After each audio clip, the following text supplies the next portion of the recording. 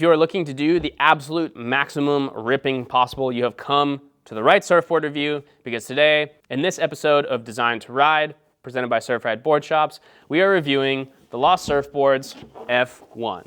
And just like the name might suggest, the Lost Surfboards Formula One shortboard is meant to be the pinnacle of high performance ripping, even more so than their Driver 3.0. Lost is known across the world for their development and influence in the high performance surfing world. Their boards are light, fast, and meant to help facilitate you surfing as good as possible. This is not a beginner or intermediate surfboard by any means. This is the type of shape that I would take with me if I was going to somewhere like the Mentawais, surfing a really good point break somewhere like Chile, or pumping beach break. It's got a narrow nose, a fairly narrow round tail, a pretty solid single concave throughout the whole board, and rocker to fit in even the most critical and steep waves. I personally haven't had a shortboard like this in a really long time, just because I end up surfing in California, and when I'm going to surf other waves, I end up riding like a step up or a big wave board or something.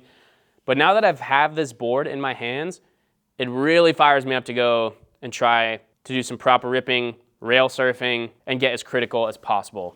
Now, when it comes to fins, this is where you can get a little bit more creative with having a shortboard like this, because you'll be able to try out a few different types of templates, one of which, whether it be FCS2 or Futures, is going to be your standard, more raked out, everyday performance fins, like the Performer Series from FCS2 or the R Series from Futures. This is going to be the best balance between being able to go vertical and have a decent amount of release, but still maintain drive and stability through big carves. Now, if you're surfing a more critical wave like a beach break, or somewhere where you're going to be surfing more top to bottom, you're going to want to go with something that is much more upright, like the Pivot Series from Futures, which is going to allow you to generate speed, but really focus on that tail release and surfing top to bottom. These boards are glassed with a single 4-ounce deck and a single 4-ounce bottom, because they're meant to be the most high performance style of board that you can get. So by having a little bit less glass and maybe a little bit more susceptible to things like pressure dings, you are getting back a lot of the flex and the spring that makes these boards that much better. The ideal surfer looking to ride this board, again, is somebody who's in that advanced to expert range.